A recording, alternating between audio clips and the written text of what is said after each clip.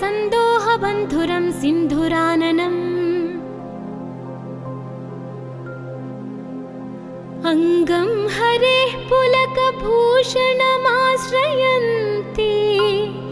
भृङ्गाङ्गनेव मुकुलाभरणं तमालम् अङ्गीकृताखिलविभूतिरपाङ्गलीला माङ्गल्यदास्तु मम मङ्गलदेवतायाः मुग्धा मुहुर्विदधति वदने मुरारेः प्रेमत्रपाप्रणिहितानि गतागतानि मालातृशोर्मधुकरेव महोत्पलेया सा मे श्रियं दिशतु सागरसम्भवायाः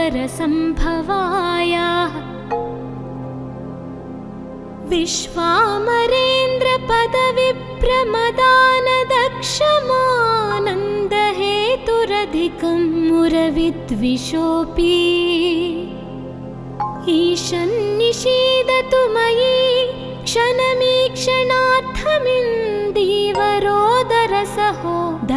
क्षणमीक्षणार्थमिन्दीवरोदरसहोदरमिन्दिरायाः आमीलिताक्षमधिगम्य मुदा मुकुन्दमानन्दकन्दमनिमेषमनं गतन्त्रम् आकेकरस्थितकनेनिकपक्ष्मनेत्रम् भूत्यै भवेन्मम भुजङ्गशयाङ्गनाया बह्वन्तरे धुजितः श्रितकौस्तुभेया हारावलीव हरिनीलमयी विभाति कामप्रदा भगवतोऽपि कटाक्षमाला कल्याणमावहतु मे कमलालयाया कालाम्बुदालिललितो रसिकैटभारेर्धाराधरे स्फुरति या तटिदङ्गनेवा मातुः समस्तजगतां महनीयमूर्तिः भद्राणि मे दिशतु भार्गवनन्दनायाः प्राप्तं पदं प्रथमतः खलु यत्प्रभावान् माङ्गल्यभाजि मधुमाधिनि मन्मथेन मय्यापतेत्तदिह मन्थरमीक्षणार्थम् मन्दालसञ्च मकरालयकन्यकाया दद्याद्दयानुपवनो द्रविणाम्बुधारामस्मिन्न किञ्चन विहङ्गशिशौ विषण्णे दुष्कर्मघर्ममपनीय चिराय दूरं नारायणप्रणयिनी नयनाम्बुवाहा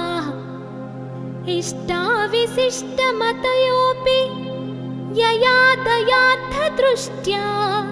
त्रिविष्टपपदं सुलभं लभन्ते दृष्टिः प्रहृष्टकमलोदरदीप्तिरिष्टां पुष्टिं कृषिष्ट मम पुष्करविष्टरायाः गीर्देवतेति गरुडध्वजसुन्दरीति शाकम्भरीति शशिशेखरवल्लभेति सृष्टिस्थितिप्रलयकेलिषु संस्थितायै तस्यै नमस्त्रिभुवनैकगुरोस्तरुण्यै श्रुत्यै नमोऽस्तु शुभकर्म फलप्रसूत्यै रत्यै नमोऽस्तु रमणीयगुणार्णवायै शक्त्यै नमोऽस्तु शतपत्रनिकेतनायै पुष्ट्यै नमोऽस्तु पुरुषोत्तमवल्लभायै नमोऽस्तु नालीकनिभाननायै नमोऽस्तु दुग्धोदधिजन्मभूमै नमोऽस्तु सोमामृतसोदरायै नमोऽस्तु नारायणवल्लभायै नमो नमोऽस्तु हेमाम्बुजपीठिकायै नमोऽस्तु भूमण्डलनायिकायै नमोऽस्तु देवादिदयापरायै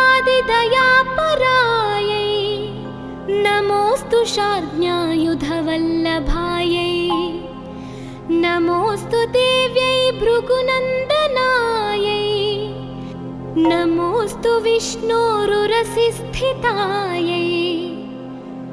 नमोऽस्तु लक्ष्मै कमलालयायै नमोऽस्तु दामोदरवल्लभायै नमोऽस्तु कान्त्यै कमलेक्षणायै नमोऽस्तु भूत्यै भुवनप्रसूत्यै नमोऽस्तु देवादिभिरर्चितायै नमोऽस्तु नन्दात्मजवल्लभायै सम्पत्कराणि सकलेन्द्रियनन्दनानि साम्राज्यदानविभवानि सरोरुहक्षि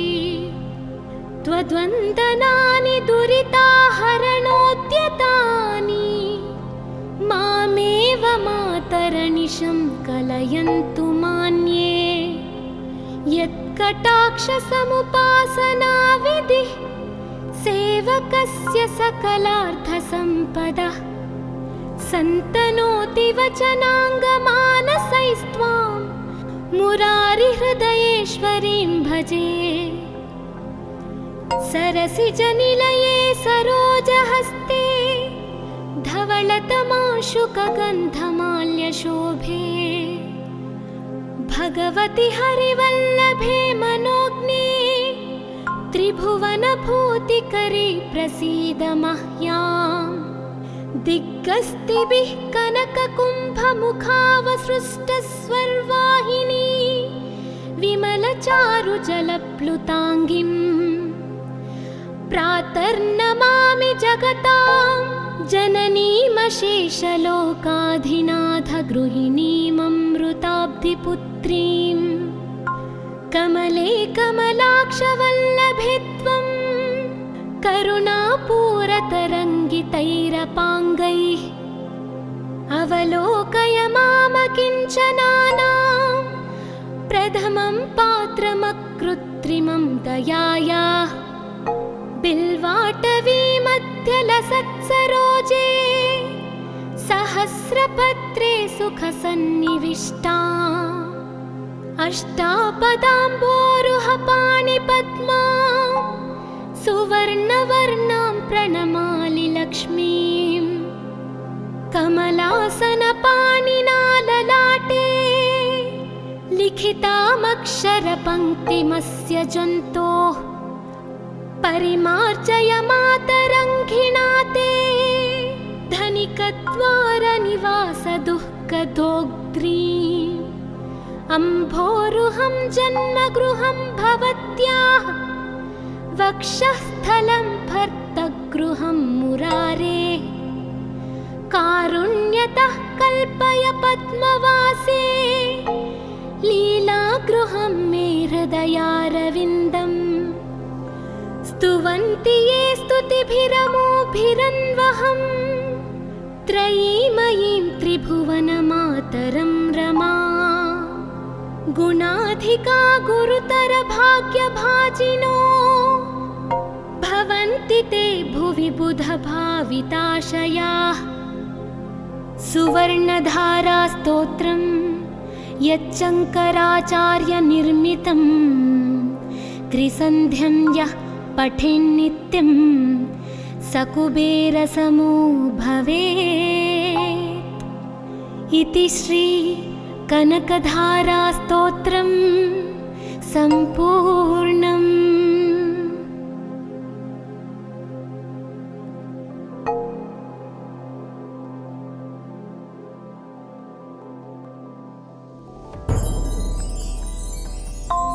वन्दे वन्दारुमन्दारमिन्दिरानन्दकन्दलम् अमन्दानन्दसन्दोहबन्धुरं सिन्धुराननम् अङ्गं हरेः पुलक तिलकभूषणमाश्रयन्ति भृङ्गाङ्गनेव मुकुलाभरणं तमालम् अङ्गीकृताखिलविभूतिरपाङ्गलीला माङ्गल्यदास्तु मम मङ्गलदेवतायाः मुग्धा मुहुर्विदधति वदने मुरारेः प्रेमत्रपाप्रणिहितानि गतागतानि मालातृशोर्मधुकरेव महोत्पलेया सा मे श्रियं दिशतु सागरसम्भवायाः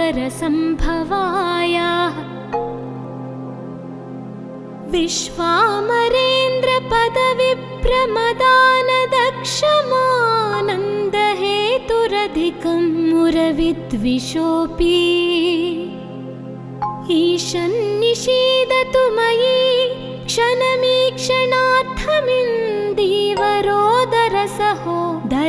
क्षणमीक्षणार्थमिन्दीवरोदरसहोदरमिन्दिरायाः आमीलिताक्षमधिगम्य मुदा मुकुन्दमानन्दकन्दमनिमेषमनं गतन्त्रम् आकेकरस्थितकनेनिकपक्ष्मनेत्रम् भूत्यै भवेन्मम भुजङ्गशयाङ्गनायाः बह्वन्तरे धुजितः श्रितकौस्तुभेयाः हारावलीव हरिनीलमयी विभाति कामप्रदा भगवतोऽपि कटाक्षमाला कल्याणमावहतु मे कमलालयायाः कालाम्बुदालिललितो रसिकैटभारेर्धाराधरे स्फुरति या तटिदङ्गनेव मातुः समस्तजगतां महनीयमूर्तिः भद्राणि मे दिशतु भार्गवनन्दनायाः प्राप्तं पदं प्रथमतः खलु यत्प्रभावान् माङ्गल्यभाजि मधुमाधिनि मन्मथेन मय्यापतेत्तदिह मन्थरमीक्षणार्थम्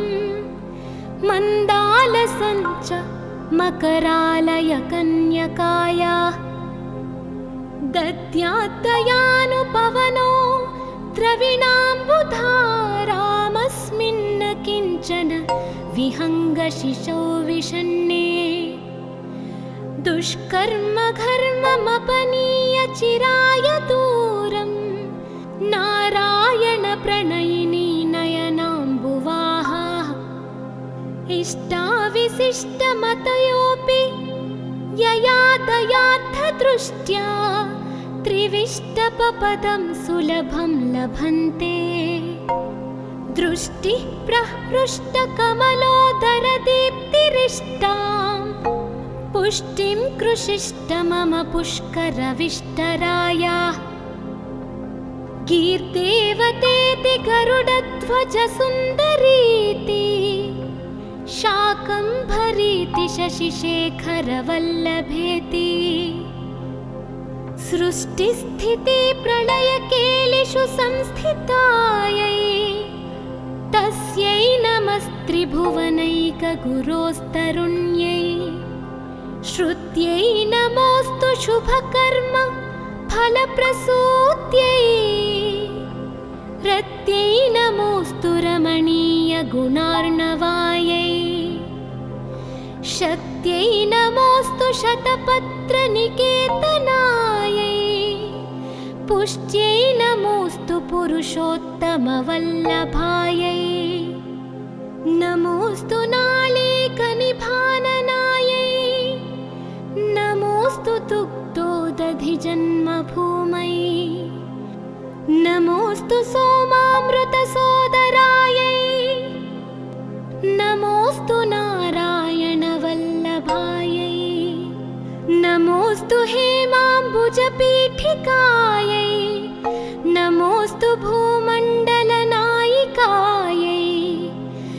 नमोऽस्तु देवादिदेवतायै शार्ङ्ग्यायुधवल्लभायै नमोऽस्तु देव्यै भृगुनन्दनायै नमोऽस्तु विष्णोरुरसिस्थितायै नमोऽस्तु लक्ष्मै कमलालयायै नमोऽस्तु दामोदरवल्लभायै नमोऽस्तु कान्त्यै कमलेक्षणायै नमोऽस्तु भूत्यै भुवनप्रसूत्यै नमोऽस्तु देवादिभिरर्चितायै नमोऽस्तु नन्दात्मजवल्लभायै सम्पत्कराणि सकलेन्द्रियनन्दनानि साम्राज्यदानविभवानि सरोरुहक्षि त्वद्वन्दनानि दुरिताहरणोद्यतानि मामेव मातरनिशं कलयन्तु मान्ये यत्कटाक्षसमुपासनाविधिः सेवकस्य सकलार्थसम्पदः सन्तनोति वचनाङ्गमानसैस्त्वां मुरारिहृदयेश्वरीं भजे सरसिजनिलये सरोजहस्ते धवलतमाशुकगन्धमाल्यशोभे भगवति हरिवल्लभे मनोज्ञे त्रिभुवनभूतिकरी प्रसीद मह्याम् दिग्गस्तिभिः कनककुम्भमुखावसृष्टस्वर्वाहिनी विमलचारुजलप्लुताङ्गिम् प्रातर्नमामि जगतां जननीमशेषलोकाधिनाथगृहिणीममृताब्धिपुत्रीं कमले कमलाक्षवल्लभे त्वं करुणापूरतरङ्गितैरपाङ्गैः अवलोकय मामकिञ्चनानां प्रथमं पात्रमकृत्रिमं दयायाः बिल्वाटवीमध्यलसत्सरोजे सहस्रपत्रे सुखसन्निविष्टा अष्टापदाम्बोरुहपाणिपद्मा सुवर्णवर्णां प्रणमामि लक्ष्मीं कमलासनपाणिना ललाटे लिखितामक्षरपङ्क्तिमस्य जन्तोः परिमार्जय मातरङ्घिणा ते धनिकद्वारनिवासदुःखदोग्ध्रीम् अम्भोरुहं जन्मगृहं भवत्याः वक्षःस्थलं भर्तगृहं मुरारेः कारुण्यतः कल्पय पद्मवासे लीलागृहं मे हृदयारविन्दम् स्तुवन्ति ये स्तुतिभिरमोभिरन्वहं त्रयीमयीं त्रिभुवनमातरं रमा गुणाधिका गुरुतरभाग्यभाजिनो भवन्ति ते भुवि बुधभाविताशयाः सुवर्णधारास्तोत्रं यच्चङ्कराचार्यनिर्मितं त्रिसन्ध्यं यः पठेन्नित्यं सकुबेरसमो भवेत् इति श्री कनकधारास्तोत्रं सम्पूर्णम्।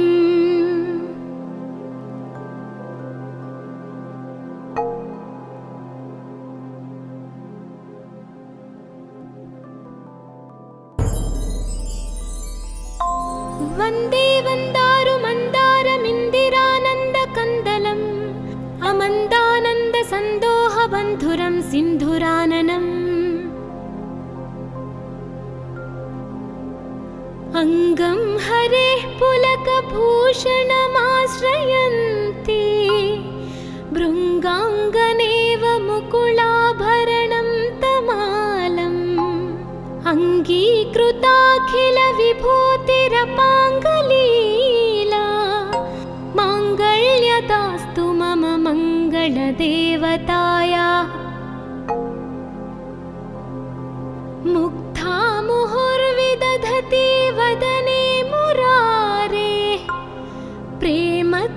पाप्रणिहितानि गतागतानि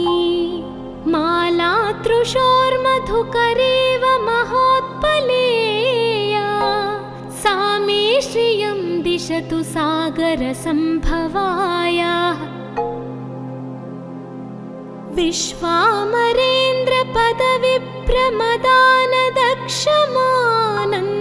विश्वामरेन्द्रपदविभ्रमदानदक्षमानन्दहेतुरधिकं मुरविद्विषोऽपि ईशन्निषीदतु मयि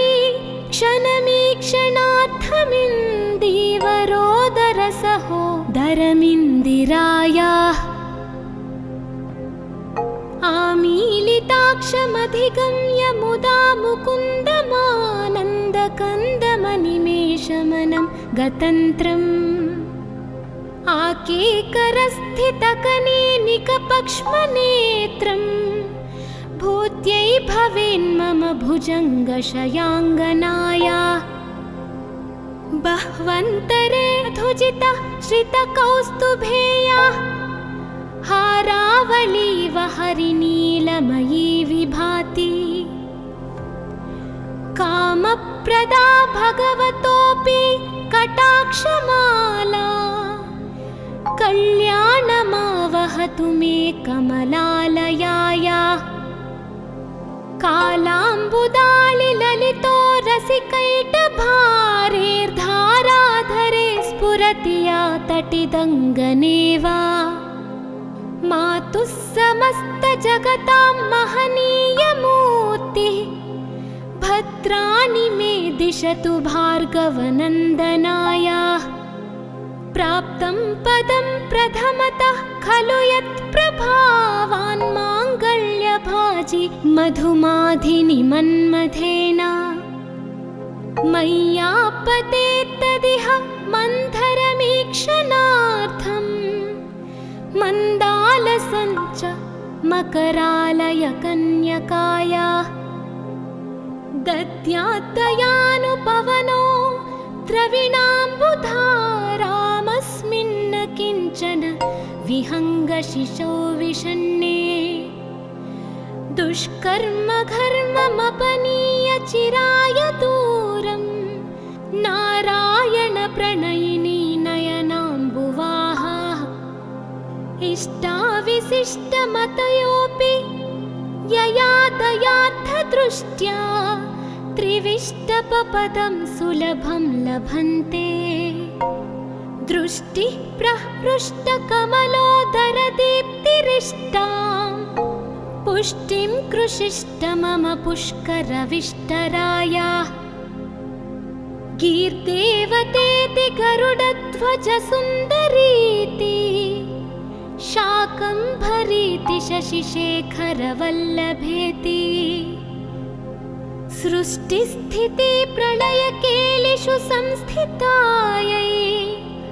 तस्यै नमस्त्रिभुवनैकगुरोस्तरुण्यै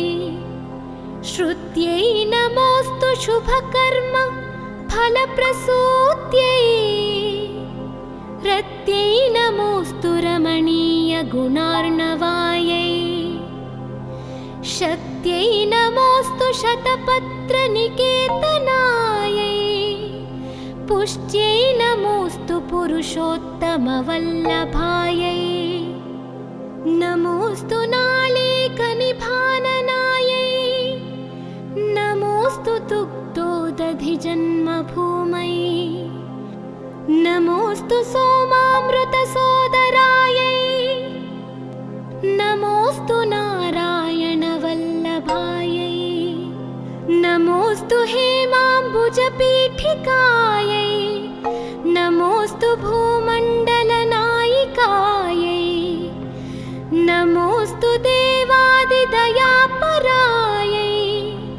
नमोऽस्तु शार्ङ्ग्यायुधवल्लभायै नमोऽस्तु देव्यै भृगुनन्दनायै नमोऽस्तु विष्णोरुरसिस्थितायै नमोऽस्तु लक्ष्मै कमलालयायै नमोऽस्तु दामोदरवल्लभायै नमोऽस्तु कान्त्यै कमलेक्षणायै नमोऽस्तु भूत्यै भुवनप्रसूत्यै नमोऽस्तु देवादिभिरर्चितायै नमोऽस्तु नन्दात्मजवल्लभायै सम्पत्कराणि सकलेन्द्रियनन्दनानि साम्राज्यदानविभवानि सरोरुहक्षि त्वद्वन्दनानि दुरिताहरणोद्यतानि मामेव मातरनिशं कलयन्तु मान्ये यत्कटाक्षसमुपासनाविधिः सेवकस्य सकलार्थसम्पदः सन्तनोति वचनाङ्गमानसैस्त्वां मुरारिहृदयेश्वरीं भजे सरसिजनिलये सरोजहस्ते धवलतमाशुकगन्धमाल्यशोभे भगवति हरिवल्लभे मनोज्ञे त्रिभुवनभूतिकरी प्रसीद मह्याम् दिग्गस्तिभिः कनककुम्भमुखावसृष्टस्वर्वाहिनी विमलचारुजलप्लुताङ्गिम् प्रातर्नमामि जगतां जननीमशेषलोकाधिनाथगृहिणीममृताब्धिपुत्रीं कमले कमलाक्षवल्लभे त्वं करुणापूरतरङ्गितैरपाङ्गैः अवलोकय मामकिञ्चनानां प्रथमं पात्रमकृत्रिमं दयायाः बिल्वाटवीमध्यलसत्सरोजे सहस्रपत्रे सुखसन्निविष्टा अष्टापदाम्बोरुहपाणिपद्मा सुवर्णवर्णां प्रणमामि लक्ष्मीं कमलासनपाणिना ललाटे लिखितामक्षरपङ्क्तिमस्य जन्तोः परिमार्जय मातरङ्घिणा ते धनिकद्वारनिवासदुःखदोग्ध्रीम्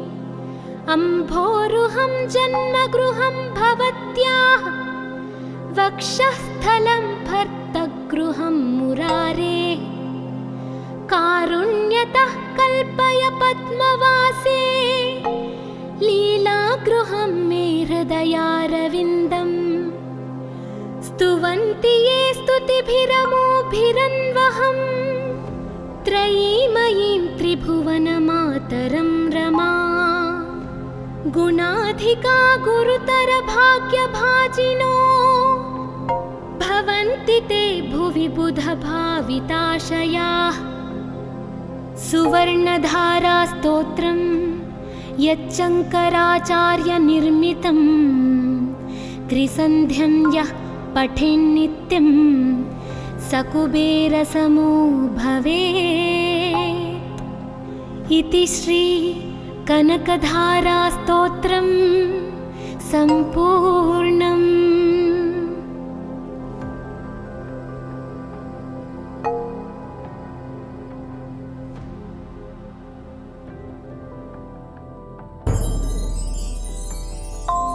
वन्दे वन्दारुमन्दारमिन्दिरानन्दकन्दलम् अमन्दानन्दसन्दोहबन्धुरं सिन्धुराननम् अङ्गं हरेः पुलकभूषणमाश्रयन्ति भृङ्गाङ्गनेव मुकुलाभरणं तमालम् अङ्गीकृताखिलविभूतिरपाङ्गलीला माङ्गल्यदास्तु मम मङ्गलदेवतायाः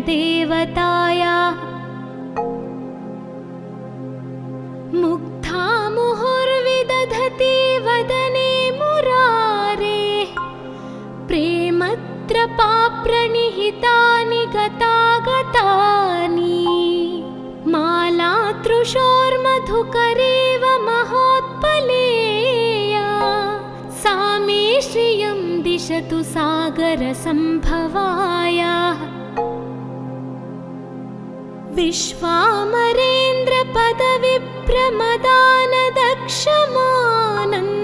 विश्वामरेन्द्रपदविप्रमदानदक्षमानन्दहेतुरधिकं मुरविद्विषोऽपि ईशन्निषीदतु मयि क्षणमीक्षणार्थमिन्दीवरोदरसहोदरमिन्दिरायाः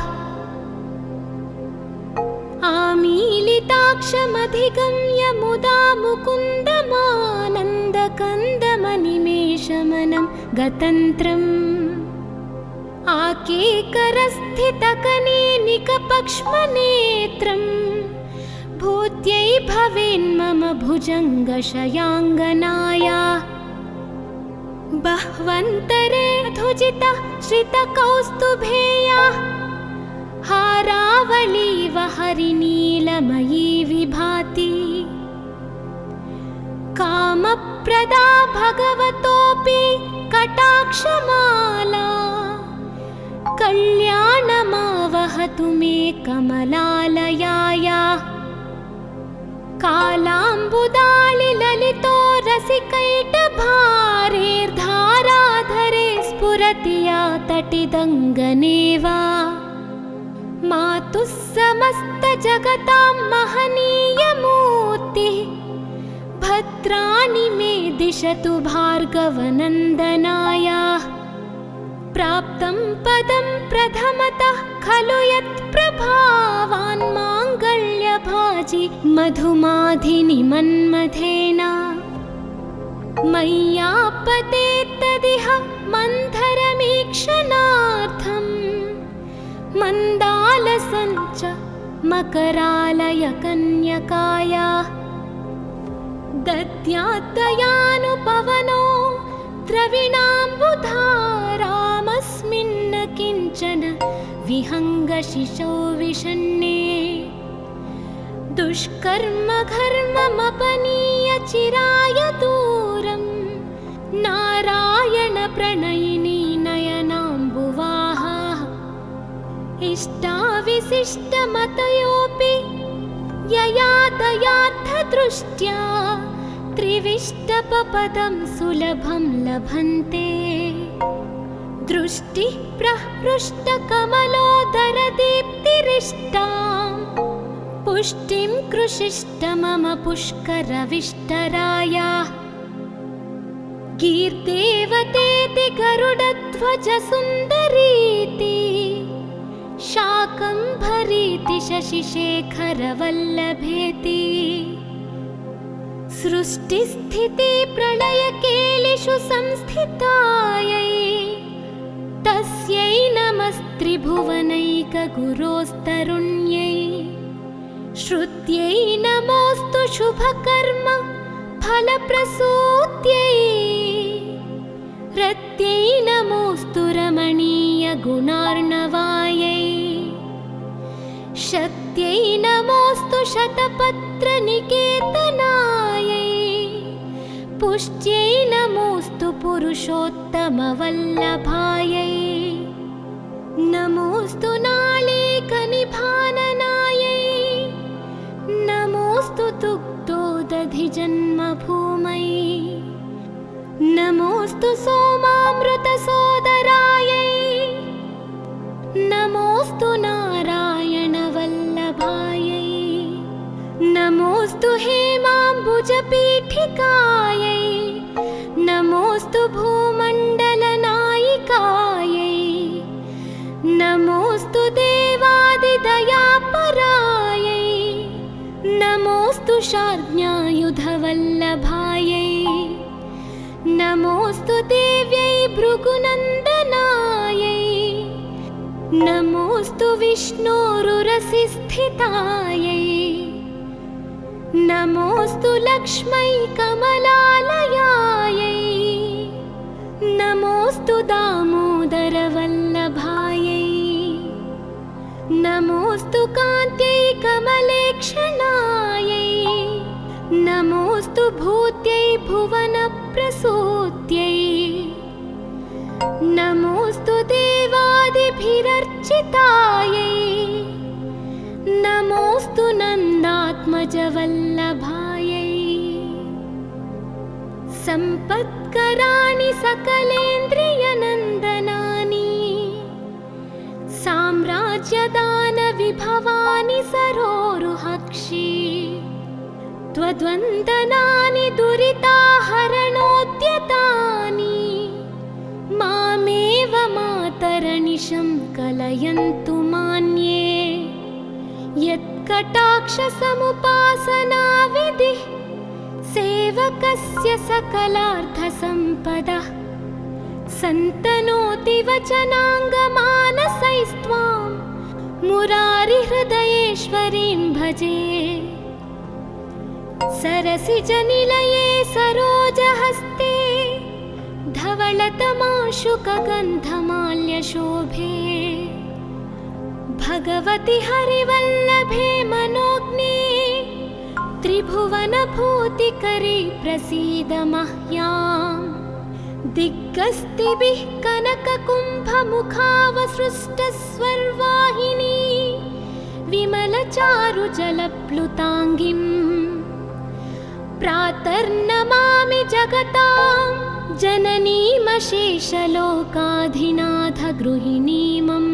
जननीमशेषलोकाधिनाथगृहिणीममृताब्धिपुत्रीं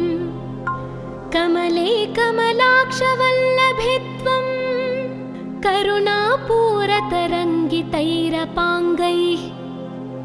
अवलोकय मामकिञ्चनानां प्रथमं पात्रमकृत्रिमं दयायाः बिल्वाटवीमध्यलसत्सरोजे सहस्रपत्रे सुखसन्निविष्टा अष्टापदाम्बोरुहपाणिपद्मा सुवर्णवर्णां प्रणमामि लक्ष्मीं कमलासनपाणिना ललाटे लिखितामक्षरपङ्क्तिमस्य जन्तोः परिमार्जय मातरङ्घिणा ते धनिकद्वारनिवासदुःखदोग्ध्रीम् अम्भोरुहं जन्मगृहं भवत्याः वक्षःस्थलं भर्तगृहं मुरारे कारुण्यतः कल्पय पद्मवासे लीलागृहं मे हृदयारविन्दम् स्तुवन्ति ये स्तुतिभिरमोभिरन्वहं त्रयीमयीं त्रिभुवनमातरं रमा गुणाधिका गुरुतरभाग्यभाजिनो भवन्ति ते भुवि बुधभाविताशयाः सुवर्णधारास्तोत्रं यच्चङ्कराचार्यनिर्मितं त्रिसन्ध्यं यः पठेन्नित्यं सकुबेरसमो भवेत् इति श्री कनकधारास्तोत्रं सम्पूर्णम्।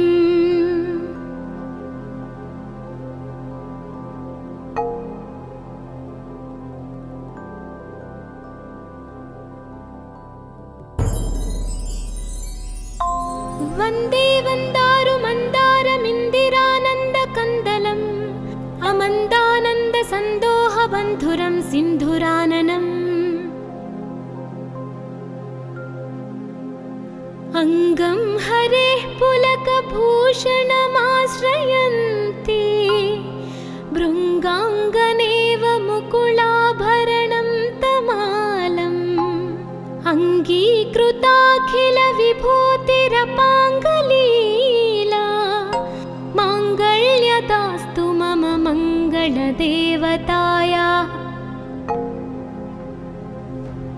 मुग्धा मुहुर्विदधति वदने मुरारेः प्रेमत्रपाप्रणिहितानि गतागतानि मालातृशोर्मधुकरेव महोत्पलेया सा मे श्रियं दिशतु सागरसम्भवायाः विश्वामरेन्द्रपदविप्रमदानदक्षमानन्दहेतुरधिष्ठात्री तदधिकं मुरविद्विषोऽपि ईशन्निषीदतु मयि क्षणमीक्षणार्थमिन्दीवरोदरसहोदरमिन्दिरायाः आमीलिताक्षमधिगम्य मुदा मुकुन्दमानन्दकन्दमनिमेषमनं गतन्त्रम् आकेकरस्थितकनेनिकपक्ष्मनेत्रम्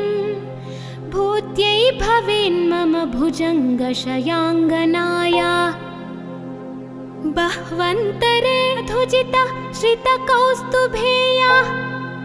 हारावलीव हरिनीलमयी विभाति कामप्रदा भगवतोऽपि कटाक्षमाला कल्याणमावहतु मे कमलालयाया कालाम्बुदालिललितो रसिकैटभारेर्धाराधरे स्फुरति या तटिदङ्गनेव मातुः समस्तजगतां महनीयमूर्तिः भद्राणि मे दिशतु भार्गवनन्दनाया प्राप्तं पदं प्रथमतः खलु यत्प्रभावान् माङ्गल्यभाजि मधुमाधिनि मन्मथेन मय्यापतेत्तदिह मन्थरमीक्षणार्थम् मन्दालसञ्च मकरालयकन्यकाया दद्यात्तयानुपवनो द्रविणाम्बुधारामस्मिन्न किञ्चन विहङ्गशिशौ विषण्णे दुष्कर्मघर्ममपनीय चिराय दूरं नारायणप्रणयिनी नयनाम्बुवाहा इष्टाविशिष्टमतयोऽपि यया दयार्थदृष्ट्या त्रिविष्टपपदं सुलभं लभन्ते दृष्टिः प्रहृष्टकमलोदरदीप्तिरिष्टां पुष्टिं कृषिष्ट मम पुष्करविष्टराया गीर्देवतेति गरुडध्वजसुन्दरीति शाकम्भरीति शशिशेखरवल्लभेति सृष्टिस्थितिप्रलयकेलिषु संस्थितायै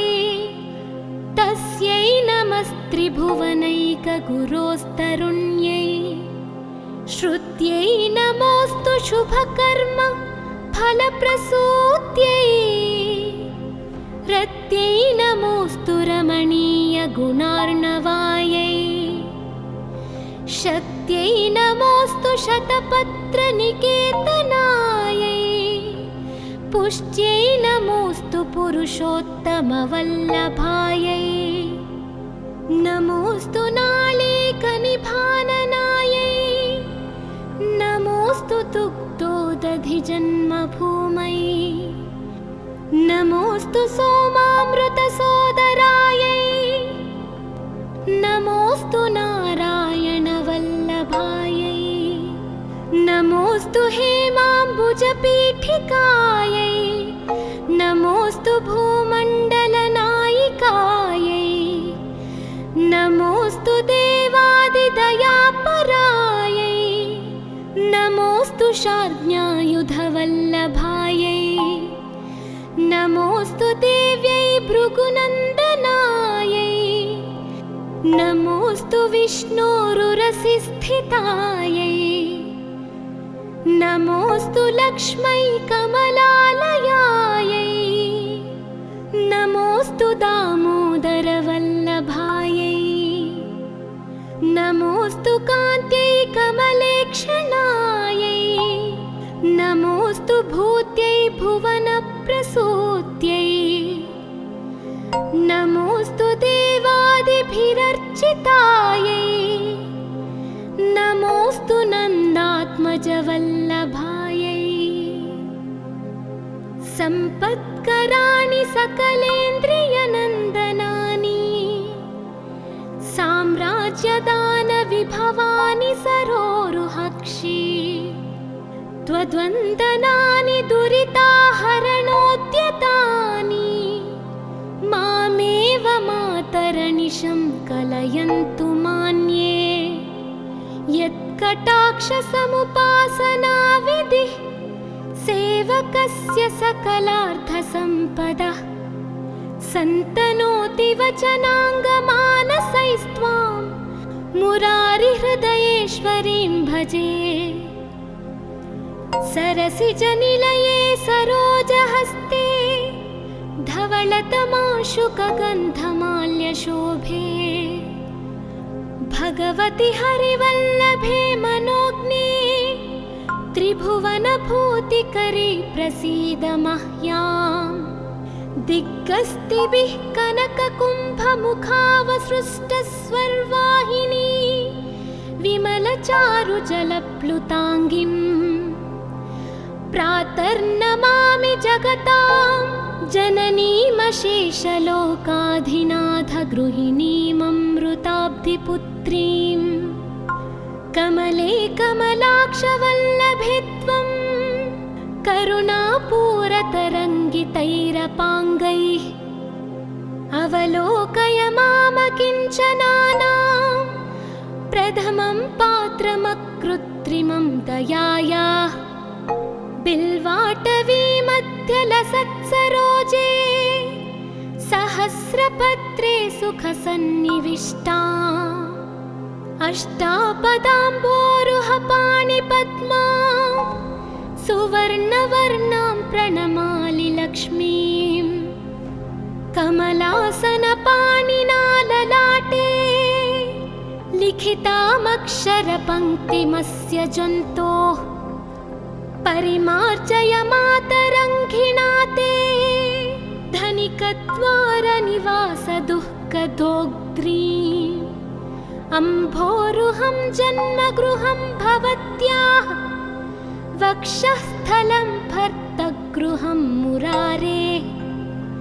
कारुण्यतः कल्पय पद्मवासे लीलागृहं मे हृदयारविन्दम्। स्तुवन्ति ये स्तुतिभिरमोभिरन्वहं त्रयीमयीं त्रिभुवनमातरं रमा। गुणाधिका गुरुतर भाग्यभाजिनो भवन्ति ते भुवि बुधभाविताशयाः। सुवर्णधारा स्तोत्रं यच्चङ्कराचार्यनिर्मितं त्रिसन्ध्यं यः पठेन्नित्यं स कुबेरसमो भवेत्। इति श्री कनकधारा स्तोत्रं सम्पूर्णम्।